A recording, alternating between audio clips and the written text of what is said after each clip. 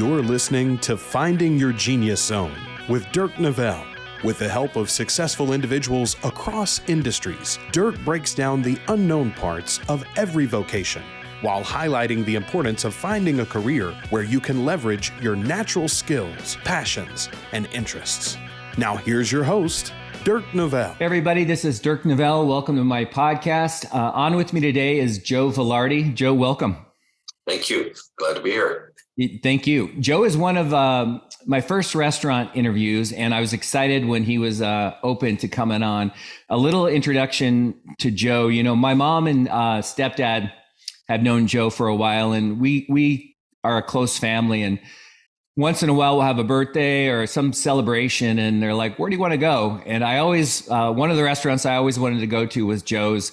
It was Biz on Main, and just something about the experience, obviously the food, the people, but Joe was a master at creating an experience that people just kept coming back to. And as you went and visited the restaurant, you'd see a lot of the same faces. So anyway, Joe, thank you for coming.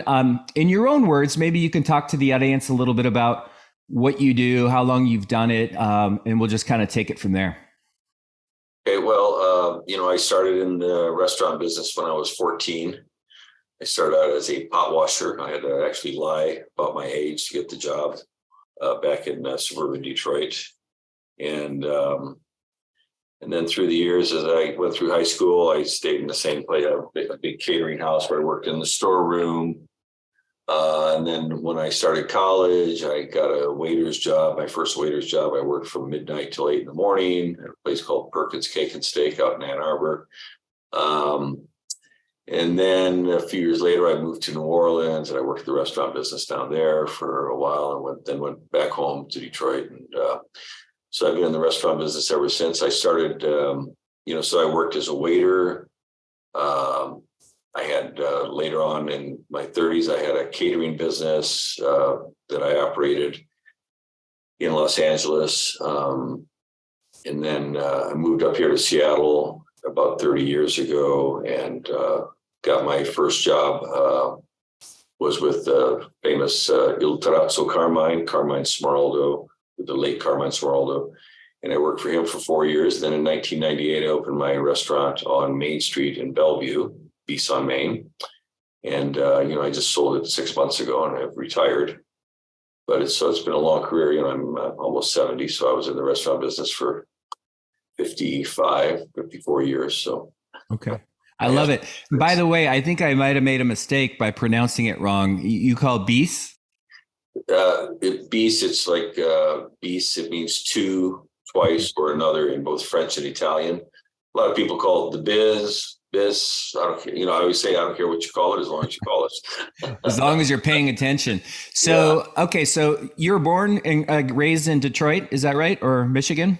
Well, our family went back and forth between LA and Detroit, but I was born in Detroit and spent, went to junior high and high school there. All right. I love it. It's like a Neil Diamond song, but that's LA and New York. But okay. So you've been in the restaurant business from 14, I guess. Is it something that, like, as you got older, went to high school, did you go to college, by the way? I spent a little time in college. Okay. About 10 minutes, as I like to say. Yeah. That's okay. Were you thinking restaurant business all along, or did you have other interests or, areas that you wanted to pursue? Well, I'm a little old. I'm from a different generation. I mean, when I told my dad I wanted to go to college, he said, "What the heck do you need to go to college for?" I mean, whereas nowadays, it's more or less de rigueur for most people in our area anyhow. So yeah, it was a different time. So there wasn't a lot of focus in my family on going to college. I wanted to go, I tried it, and then I wanted to travel. I had a chance to move to New Orleans, and so I dropped out of college and moved to New Orleans, and just gravitated into the restaurant business down there. And it just kind of stuck, That's one of the traps of working as a waiter or front of the house person, is that the money, you're making, you make a pretty good living as a server, you I've always said, a server, if you work as a server in a good restaurant, you're making in the top 10% or 20% of the average income for most Americans. So it's a good job. What's hard being a server is that, especially in a nice restaurant, is that you're always serving people who are much wealthier.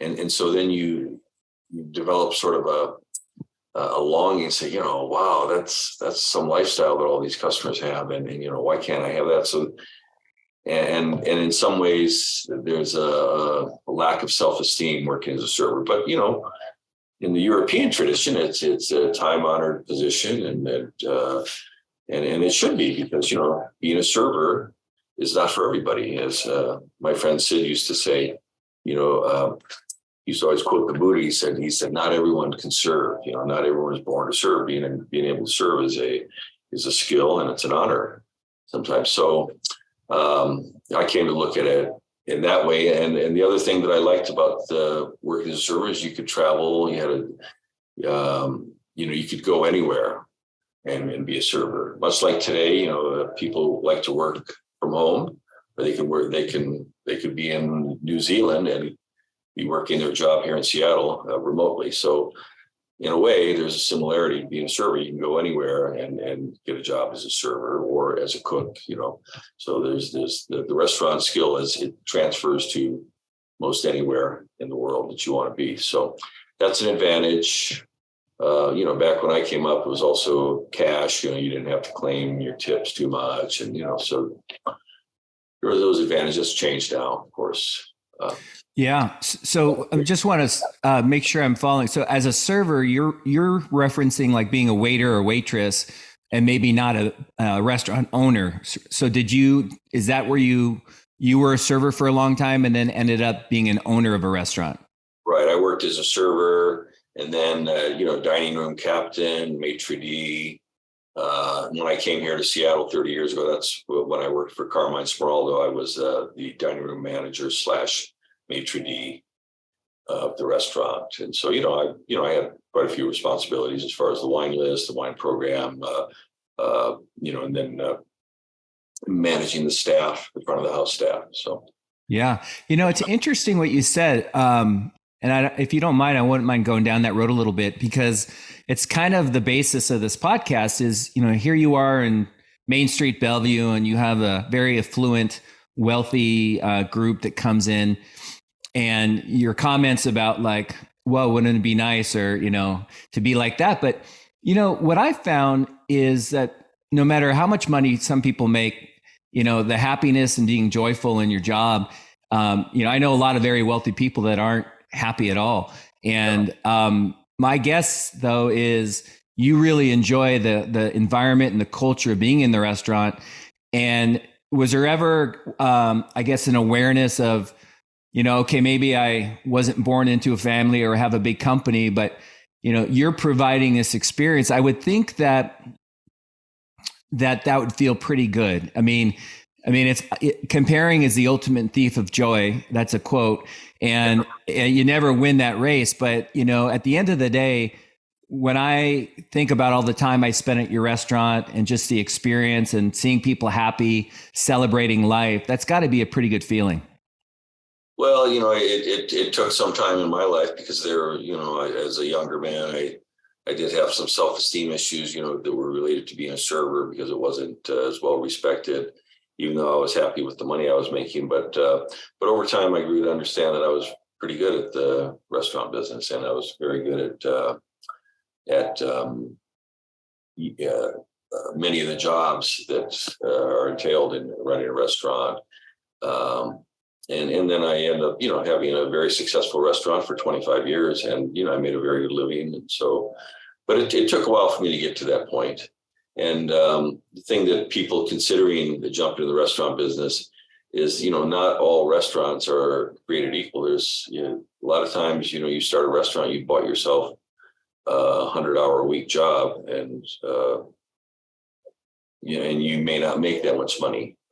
I was fortunate, and I stuck to it, and I think that part of my success came from the fact that I was naturally gifted for serving and hosting people and making people feel comfortable and happy in my restaurant.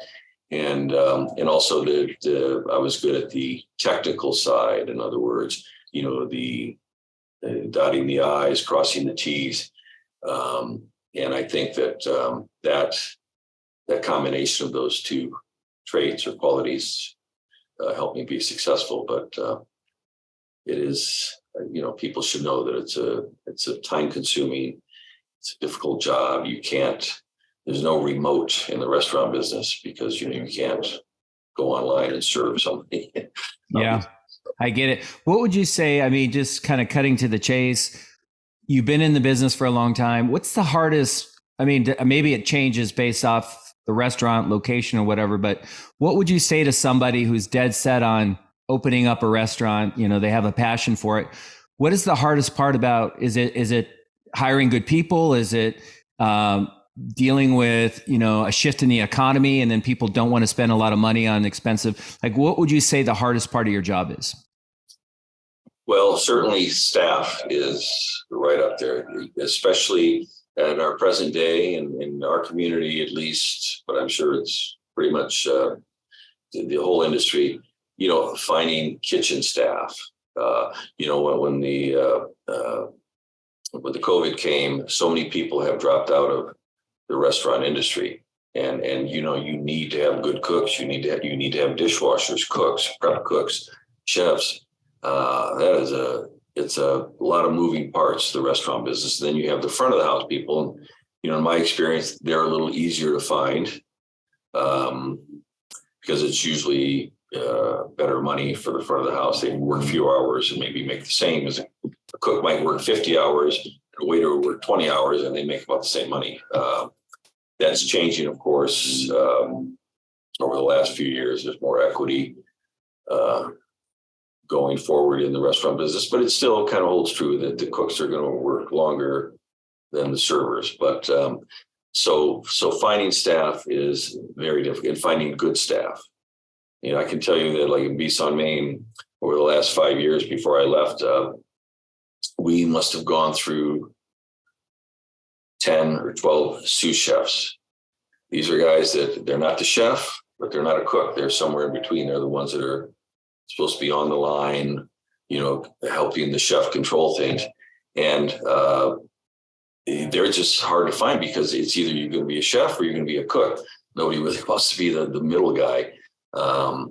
So finding the right people, the right mix is very, very difficult. It's very challenging. And that's what I would say is difficult. The other thing that's difficult is the restaurant business. As I said, you can't remote in. So it's a lot of hours. And for a restaurant to be successful, you have to be on top of it. You have to be there. You have to make sure that people are doing things the right way, the way you want them done. And you can't cut corners. I mean, maybe some people do, but I know in my experience, cutting corners is that little extra 10% of effort that you put in that makes the difference between a very successful place and a place that maybe is middling. And so that's hard. You work holidays, you're working evenings. So basically when other people are off, you're working. That's the trade-off. Yeah. The other thing I was just listening to you thinking is you have to be on too, like friendly, your energy, and like you might have some issues going on personally in your family or whatever, health, whatever, but you got to show up and people are expecting a happy Joe, or at least not a rude Joe. So, you know what I mean? So that's the other part, like being a newscaster or whatever, you gotta look good and be happy and all that. And personally, I think that'd be hard because life can be difficult sometimes. And so just out of curiosity, at full capacity for your restaurant, the one you just left, how many people could actually sit at once? Well, we could actually have seated up to 130 people at one time. Our occupancy was for 100, and the fire department allows plus or minus 10%. So ostensibly 110 people, and there were quite a few times when we had 110 people in the restaurant. That very full. Okay, so then I guess why I'm asking is I'm curious, staff, like how many employees does it take to service that many people, and you got people that are, taking days off or whatever. So I'm sure that your whole staff isn't working at the same time, but does that mean you have 40 people on staff, 50, 20? No, I had about 35 employees. So on a say a busy night when we had a full dining room, I would have 6 servers, a bartender, that's 7. I'd have a host, which quite often was me. That's 8, a couple busboys, so that's 10 at the front of the house. And we'd have 5 cooks and 2 dishwashers in the back. So about 17 people, 18 people. Now, I ran my restaurant pretty lean. Most places, they might have 2 hostesses. You go in and, you go in a restaurant, you have like 3 or 4 hostesses standing at the front desk. I never did that. I was kind of more of a hands-on operator. So for us, I would say, something like that, 18 to 22 people would be normal. And how difficult was it to like deciding what meals, what food, like things change, people's interests change? I mean, is that a difficult thing, or do you just get really good at 80% of your menu is just consistently, it's your core, or do you always have to be changing it up? Well, I think people want to see some change. Here's the dilemma is that everybody wants you to change the menu. They want to see the menu refreshed occasionally, but then they don't want you to change their favorite item. So it doesn't matter what item you take off or change, people are going to come in and say, you changed my favorite item, or you took off my favorite dish. So that's a no-win situation. But here's what, how we played it is we had a pretty standard menu. We would change it quarterly. Maybe we change some of the preparations, but we'd leave the same protein. Like we always had a filet mignon, for example, but the preparation might change. The sauce might be different. The starch and vegetable accompaniment might change, but the filet was constant. The other thing is you run specials. So most restaurants have specials, nightly specials. So that's your chance to try out a new dish. So you run a special and then it has a great response. So suddenly, well, that might become a menu item, because you had an overwhelming positive response from the customer base. Conversely, if something doesn't go well, and that's another point of being on the floor, being there, because you get to witness, how the customers are reacting to a certain dish. You watch the plates when they go back to the kitchen. Are the plates clean, or are they leaving a lot of food on the plate? That's a good indication that it wasn't well received. And quite often you'll ask somebody, oh, how was your dinner? Oh, it was great. Especially if it's a regular, they're reluctant to criticize you because they're going to come back again next week and they want to make sure they get a good table. So you can't really go 100% by what people tell you. You have to, track it in terms of how many times an item gets ordered and watching the plates go back. You have to read between the lines, in other words. Yeah. You got to read the room. Yeah, absolutely. What about just thinking about the relationship you have with the people that provide the foods, because you have to put in orders and there's only so much inventory. Does that change, or do you stay loyal to the same groups that actually provide you all the food? Well, your suppliers, they're pretty constant. You have your dry goods and your staples. So you have one company that might bring in, your spices and the pasta, any of the dry goods, the gloves and, all the containers and stuff you need. And once you get with a good one, like we use Merlinos and we use them for years and they were great. They have very stable pricing. The other thing, you have fish and meat, basically and your produce. So those 3 things, those are a little more fluid because somebody might want to get your business and then they're sending you some great product the first couple of weeks, but then they start to slide. Maybe the prices go up. They raise their prices without telling you. So those are things you really have to keep on top of. And then once you get a good supplier who understands, hey, Beast on Main is going to send back any fish that's not grade A quality. And once they get into a rhythm, then you can get some pretty good people. But you have to keep an eye on that all the time, the fish, meat, and produce.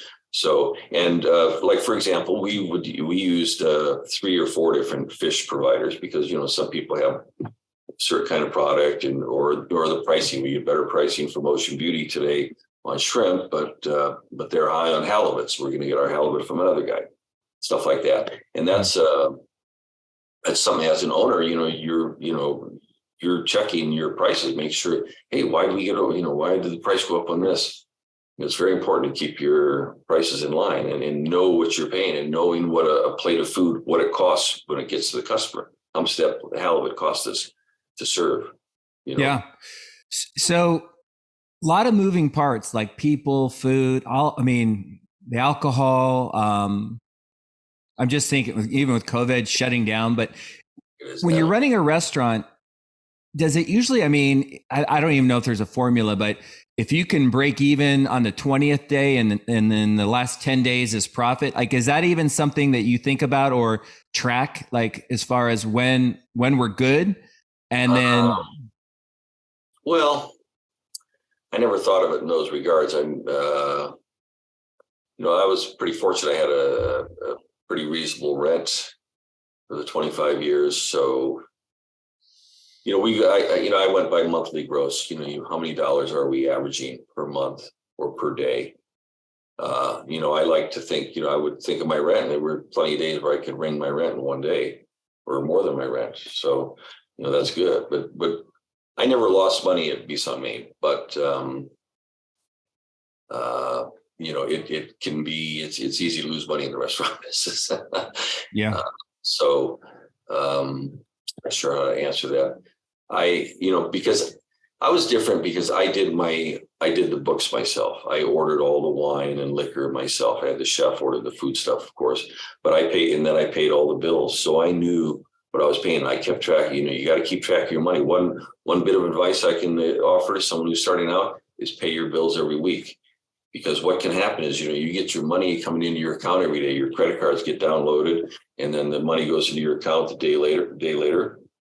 You can be sitting there one day, say you have $100,000, say, wow, I got a lot of money in my bank account, but you haven't paid your bills for 2 weeks or 3 weeks. Now you go and you pay your bills, and suddenly your $100,000 becomes, I'm down to $1,000. It's easy to get carried away. So my advice is, it's what I did for 25 years. I paid my bills once a week. I was always on top of it. Yeah. And so I always had a very real estimate of what I have available, additional cash money. So, yeah. What I find, Joe, is a lot of times when I'm interviewing people who have like a creativity or a skill set, not everybody, that always doesn't translate to being a good business owner. Like, you might be a great chef or an artist or, I had a composer, but the skill set of taking the creative and also being, a good P&L business owner, knowing about the recruiting, all that stuff. It's interesting because I think what people do is they get excited about going down a different road, because it sounds fun, but all the backdrop, all the behind the scenes stuff, I could imagine could get exhausting. How many months has it been since you sold the restaurant? It's been 7 months now. Okay. So what do you miss most? The money. Okay. The money and the perks. I miss I liked having the revenue, and, the perks of owning a restaurant are many, many perks.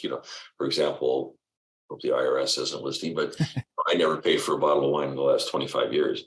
The restaurant bought it. I brought it home, consumed it. The same thing, food. I could take food home from the restaurant. There's a lot of perks to owning a restaurant. So, but I don't, I did it long enough that I was happy to step away, and I don't miss the day to day because it is so all consuming. I think I did it long enough, and I had enough satisfaction that once I stepped away, I didn't really miss it. Yeah. I did a lot of restaurant work myself, waiter, busboy, washing dishes, bartender. And I remember working at a bar, one of the bars I really liked. And then I started working at it, and it kind of changed the experience a little bit. It wasn't as fun, anymore. It was my bar. Now I work there, and and it's interesting because I think that's a good awareness for people to have. is when you make it your career or your job or whatever, it can change it a little bit. What I ask you what you miss the most. What I would say you didn't miss. What don't you miss? Is it the day-to-day, the stress of dealing with all the people and all, writing the bills? And okay. Don't miss the stress of staffing, especially the kitchen crew. That was like a daily thing. In fact, I used to walk in the morning. I'd say to the chef, what went wrong today so far? And most days he had an answer. Most days there's something did go wrong. I mean, the days I walk in and ask him, he say, yeah, everything's good. Hallelujah. Well, the day's young, so it's something still could go wrong. And there's so many moving parts to the restaurant business, and in so many things that can go wrong. It's challenging. It's a challenging job. I mean, the most common mistake that I hear is somebody who is a good cook and they just love food and they love to cook. I should open a restaurant. No, that's, people aren't realizing the many aspects that you have, the number of products that you have to have on the shelf to operate a good restaurant. I mean, we had probably over 1,000 things, on our inventory. There's 1,200 items that, you had to keep in stock and keep on top of, and then, it just so happens I'm really good at clerical work. So, when I opened the restaurant, I was able to not only be the host and the owner, but I also did all the book work and, the inventory, filing taxes, or when the city says, oh, you have to have a permit to have outside seating, you have to draw a map to scale. And, there's just so many different challenges that come your way. You have to, I'm an all around sort of, I have a broad range of capabilities, and that was really key to my success in keeping costs down. I was able to get more blood out of that stone than most people because I did my own bookkeeping. I did the inventory. I was the host and manager as well as the owner, and so you think of all those positions is, I probably wore 5 different hats, because you go to some restaurants now, one person does the wine and liquor ordering, one person does, the chef does the food ordering, one person does the books, one person is the host, one person runs the front of the house. I basically did all of that myself. And not only did it keep my thumb on the pulse of the restaurant, but also saved me some dough because I was able to do all those jobs, but it also meant that I was working like a dog.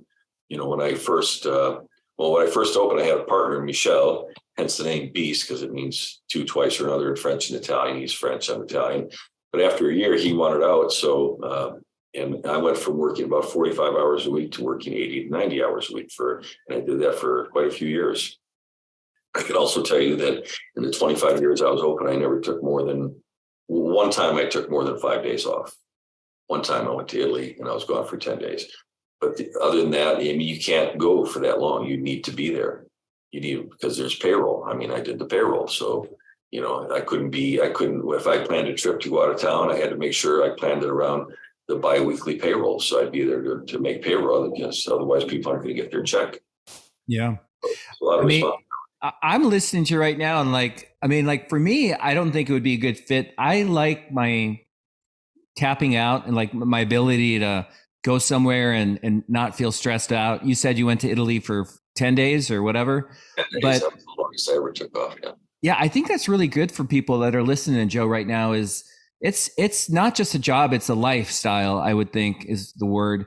And, these are the things, Joe, that I want to get, behind the curtains on, and that people don't think about. They think about, I like food. I like, people come in and it's entertaining, it's fun, but you also are tied to, there are careers and jobs where you're tied to the facility or the location, and getting away, not to mention enjoying your time when you're away and not having to worry about what's going on. So I think it's not a negative thing. It's just a reality that people need to consider. One of the questions I have is so you've been your whole life, you've been in the restaurant industry. What has been your biggest surprise? You're a smart guy, I know, and you probably knew the life, what was going to happen. Is there anything that totally caught you off guard? Whoa, I had no idea I'd feel this way about the business. It's a tough question. I don't know. Like, I'm thinking, I'll just throw some things out. Like, let's just say you have clientele that are loyal and they come, and then all of a sudden they stop coming to your restaurant because someone opened up a new restaurant down the road. I mean, is there emotionally, is there like things like, oh my God, that hurts, like I thought you were my, part of my tribe, and now you're not coming, or, maybe, you bring in somebody, you teach them, and then all of a sudden they're gone for another company or another restaurant. Well, there's that. Yeah. Yeah. But nothing surprised you. Well, I mean, maybe I would say I was surprised that I could never find somebody to really take over and run it for me the way that I would run it. That never happened. I could never step away. I wouldn't have sold, if I'd been able to find that person, I wouldn't have sold my restaurant. I would have just turned over operation to them, and I'd still be making money as an absentee owner. But I was never able to find that. And I had some great employees. I had some wonderful people who worked for me for a long, long time. I mean, my front of the house some people worked for me for 23 plus years. So, I had a great staff, but nobody ever had the full commitment and full attention to detail that would have made me feel comfortable stepping away. And so ultimately I decided just to sell, because I didn't want to have a business that was half-assed, if you'll pardon the French. To me, it was important that we do it right. And the point came in my life where I didn't want to be there all the time anymore. So it was better for me just to sell it rather than to let it decline in quality and service that would have happened had I just found some manager who's to run it. So yeah, and I get it. I would have loved to have found that person, but I never did. So that was surprising to me. So, I'm thinking now that you're retired, and I know you have a young son, do you have thoughts or visions of like doing something different, like a smaller version? I mean, or do you think that are you out? Like, do you feel like maybe in 5 years or whatever, you might try to get back into it, maybe in a different way? Well, I get that question a lot. And as I tell people, if I wanted to stay in the restaurant business, I just would have kept Beast on Main because it was doing great. I was making, very good money. And so the only thing that I might do now is, I would possibly start maybe a little wine business, selling wine as like to a mailing list sort of thing, which would require I'd have to get a liquor license again and retail liquor license. And so that's something I'm considering doing, because I have a lot of connections still in the wine business, and I have access to some good deals that I could. That became, over the last few years, the last 5-6 years of the restaurant, that became a little side business I had, because I did have a retail license for Beast on Main, and I was able to, when I got great wine deals, I had a little coterie of buyers, who liked to, fancy wines. And when I was able to get some good deals on that, I was able to sell them to my little group of customers that were, wine collectors.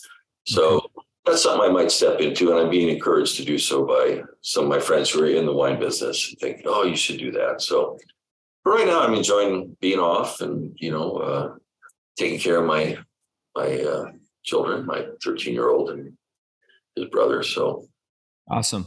I'm pretty satisfied with that. I also have a non-compete for the next 2.5 years for the east side. Anyhow, I could open in, if I wanted to open a place in Seattle, I could, but not on the east side for the next 2.5 years. So how does that work? Do they say these zip codes you can't operate in, or just on this side of I mean, how does it, or is it that black and white, or is it gray? Well, it's pretty black and white. The original, the buyer, he originally had in there that he had a non-compete for the city of Bellevue. And you remember the green store in Medina. I said, well, I'm going to go buy the green store and open a restaurant there, because that's in Medina. It's not Bellevue. The next day he came back with a revision to the contract, which excluded me from operating on the entire east side. He said, you can open a place in Seattle, but not on the east side. I said, okay. Well, I'm not planning. I have an idea. What about North Bend? We could use you up here. Yeah, I could go. Yeah, I could go to North Bend. Well, there is a lot of, Snoqualmie Valley is taking off, but yeah, I would love to have you come up here.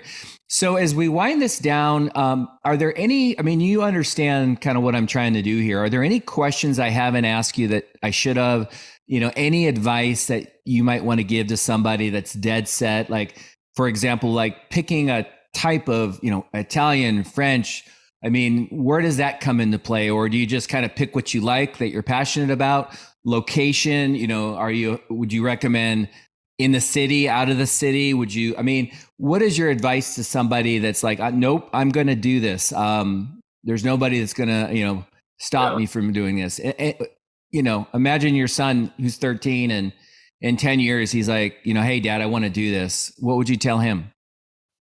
Well, I tell them, you're, having a good location is very important. Obviously, the beast on Main, I used to tell people proximity to wealthy folks has been very good for my business. So there's that. So location. And the other thing is the details. I think that you have to be a detail-oriented person because there's a lot of restaurants out there, many choices. When somebody like yourself or your mom and dad, stepdad want to go out to dinner, they have a lot of choices of restaurants they can go to. So what's going to set you apart from the guy down the street? And it's all in the details. I think that, as I said earlier, that extra 10%, that little focus on the small things, the customer service. People didn't come to Beasts on Main because I had the best food in the world. We have very good food, but it was consistent. The consistency is, I would say, the thing that is most often mentioned to me by former customers. They say, I went there for 25 years. I never had a bad meal. It was not, I didn't win a James Beard Award, but we had a very high standard and we maintained it day in, day out. And what does that take to accomplish that? It takes a lot of work. It takes a lot of focus on the details. And it starts with your supplier. Did the supplier bring us the good stuff today? Or did he send us some bad stuff? And now we're going to in turn sell that bad stuff to our customers, who in turn are going to say, wow, that wasn't very good. Let's go to the other place next time. So, it takes being on top of it. And if someone is ready to do that, if they feel they have the energy and the focus, and, you're going to get some lumps along the way too. It's not all pretty. I remember early on, I'd been open maybe 2 years, and I sat with a friend of mine at the back table, Beasts on Main, one night, and we had not a single person came in. If you can believe that. That was back around the year 2000. Not even Kip Durrell? And even the Kipster didn't come in that day. And I said, wow, that's like taking a body blow there. But, long term, 23 years later, here I am, we had a very successful run. So, but it's, I would say that, you have to focus and you have to be ready to work, and you have to be ready to put maybe other aspects of your life on the sidelines. Your family life is going to suffer. And so you have to be ready for that. Mm-hmm. Yeah, a lot of good stuff, Joe. If you were to rewind the clock, this is I usually often get a coin response on this, but would you do it the same way, or knowing what you know now, would you have done it differently? No, I would keep pretty close to what I did. I'd probably make some adjustments, but, I think that part of my success was that for me, it was so important to make people happy. Like I said in the beginning, I'm just a service-oriented person. That's just something I'm good at. And making people feel comfortable if they weren't happy with something, taking that seriously, trying to fix it. That's, so I did what I did the way I did it, and that's what made it successful. So I don't know that I would change that much. And if you, let's just say, you couldn't get back into the business. You couldn't get back into the wine business. Is there a dream job? I ask this with all my guests just because it's interesting sometimes to get a feel for the person, like, what they would love to do. Is there a dream job that you, if you could do, anything, fantasy land, whatever you want to do? Is there something that you think about it, someday of like, God, I wish, if I could do this, I would be truly happy. Yeah, I would have liked to have been in the record business or the art business because I like art and I like music. Nice. But those are also businesses, and I think I would have been a good A&R guy, which it means artists and research, A&R. But anyhow, so those guys had pretty cool jobs. When I worked in LA, I used to work at the Palm Restaurant. We had a lot of the big record execs would come in, and they always seemed to have pretty cool jobs. I like that. What's your favorite kind of music? Oh, I listen to all kinds of music. I used to be a DJ also, I had a side job at KCRW in Santa Monica. I had a radio show for 4 years. So I listen to jazz. I listen to, more indie music. I don't listen to too much stuff that's popular. It's on the radio, but I like, country music, country and Western, jazz, classical, avant-garde music, a lot of indie pop. I just have a pretty wide-ranging taste. Yeah, I love that. And by the way, you said you're Italian. What part of Italy, or is it all over, or is there a part of Italy that you're from? My parents' family are from Calabria. I should say my father's. I'm only half. I'll tell anyone, I'm only half Italian. So, from my father's side, they're from Calabria in the south. Okay. Have you ever spent time in Siena? I've been to Siena. I'm going to be there in about a month. No, 2 months. I'm going to be there for the Palio on July 2nd. I'm taking both my kids to Italy for the month. Wow. Oh, that is that's my favorite thing I've seen it twice. And a few years ago, I took my family and we lived in Siena for about 7 weeks in the Pantera Contrada. And, I still could work remote. That's one of the benefits of my job. But I took my wife to the Palio, and it was the second time I had seen it. The greatest event I've ever seen, especially if you understand the history of, how they choose the horses and the jockeys and the friction between the different contradas.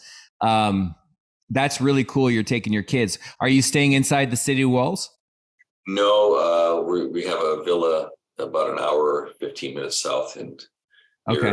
So, but I have a friend who has a cousin who lives in Siena. Yep. So he helped me get the tickets for the Palio, which were very expensive, by the way.